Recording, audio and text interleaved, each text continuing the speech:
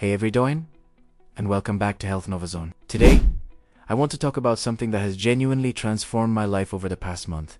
Waking up at 5 a.m. I know, it sounds insane. I used to be the biggest night owl, scrolling through my phone until 2 a.m. and then hitting the snooze button a dozen times the next morning. But I felt sluggish, unproductive, and my health was taking a hit. So, I decided to try a 30-day challenge. Just 1 month of waking up at 5 a.m. every single day. And let me tell you, the results were astounding. In this video, I'm going to walk you through exactly how I did it, the incredible benefits I experienced, and how you can do it too, even if you think you're not a morning person. First, let's talk about the why. Why on earth would anyone willingly trade their warm, cozy bed for the cold, dark morning? For me, it was about reclaiming my time and my health. I felt like my days were just slipping away. I'd rush to work, come home exhausted, and have no energy left for myself. My diet was suffering, my exercise routine was non-existent, and my stress levels were through the roof. I read about how successful people often start their days early, using that quiet time for focus and self-improvement. I was skeptical, but I was also desperate for a change. I wanted more control over my day, and the morning seemed like the only time that was truly mine, before the chaos of the world woke up. So, how did I make the switch? It wasn't an overnight miracle. The first week was brutal. My alarm would go off, and my body would scream in protest. The key for me was preparation. I started by gradually shifting my bedtime earlier, by 15 minutes each night. Instead of trying to go from a 2 a.m. bedtime to a 9 p.m. bedtime instantly, I eased into it.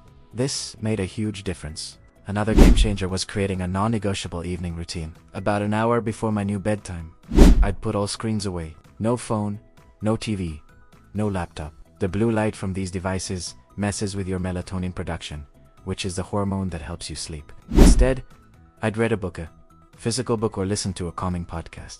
I also prepared everything for the next morning.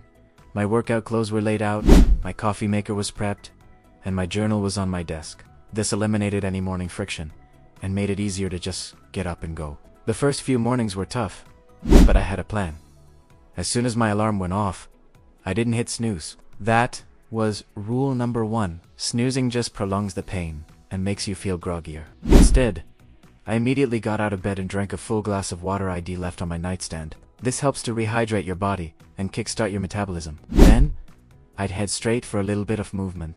Not a full-blown workout just yet, but maybe 10 minutes of gentle stretching or a short walk around my living room. This got the blood flowing and told my body, hey, it's time to wake up. The goal wasn't to be super productive right away. It was simply to stay awake and build the habit. Now, let's get to the good stuff. The benefits. The changes I saw in just 30 days were incredible. First, my physical health. With that extra time in the morning, I finally had time for a consistent workout routine. I started with 30-minute home workouts, nothing too intense, but it was consistent. I felt more energetic throughout the day, and I started to see physical changes in my body. My digestion improved because I was eating a proper unrushed breakfast instead of grabbing a sugary snack on my way out the door. I had time to make a smoothie or some oatmeal. This stable blood sugar in the morning prevented that dreaded mid-afternoon energy crash. Over the month, I even lost a few pounds without drastically changing my diet, simply because I was making better choices and moving my body more. The mental health benefits were even more surprising. The morning quiet became my sanctuary. Before the emails, notifications, and demands of the day started pouring in, I had about 2 hours all to myself. I used this time for journaling, meditation, and planning my day.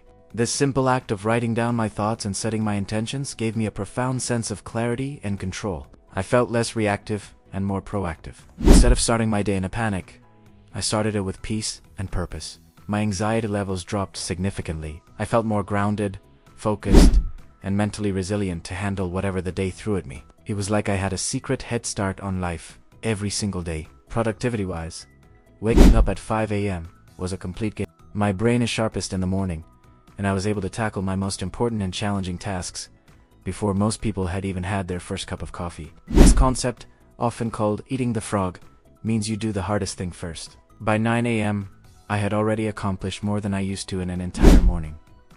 This created a positive snowball effect. I felt so accomplished and motivated, which carried me through the rest of the day. My focus at work improved, and I found I had more creative energy. And because I was so productive in the morning, my evenings became free. I no longer had to bring work home or stress about my to-do list. I could actually relax, spend quality time with loved ones, and wind down properly. So, are you ready to try it? Here are my top tips to make it work for you. 1. Start gradually. Don't try to go from a night owl to an early bird overnight. Shift your bedtime and wake up time by 15 to 30 minutes every few days. 2. Create a powerful evening routine. Ditch the screens an hour before bed. Read, stretch, take a warm bath, whatever relaxes you. 3. Prepare your morning the night before. Lay out your clothes, pack your lunch, prep your coffee. Remove all obstacles. 4. No snoozing. The moment your alarm goes off, get up. Put your alarm across the room if you have to. 5. Hydrate and move. Drink a glass of water and do some light movement immediately upon waking. This signals to your body that the day has begun. And finally, number 6. Have a reason. Your why is what will get you out of bed on the mornings you don't feel like it. What will you do with that extra time? Learn a language. Start a side hustle. Meditate. Having a purpose makes the sacrifice worthwhile. I'm not going to lie, it takes discipline. There will be days you want to give up, but I encourage you to stick with it for at least 21 days to build a habit. The person you are at 5 a.m. is focused, ambitious, and undisturbed. Giving yourself that time is one of the greatest acts of self-care you can practice. It's not about losing sleep.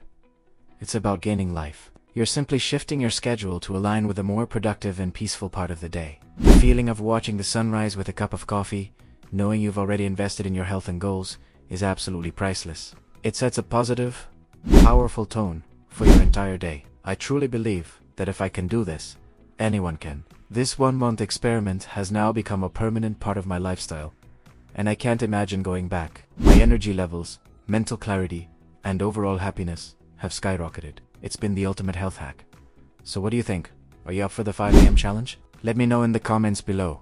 I'd love to hear about your own morning routines, or if you have any questions. Your journey could inspire someone else in our community. Thank you so much for watching and for being a part of the Health Nova Zone family. If you found this video helpful, please give it a thumbs up. And do UNT forget to subscribe and hit that notification bell so you do UNT miss any of our future videos on living a healthier, happier life. Until next time, take care and shine on.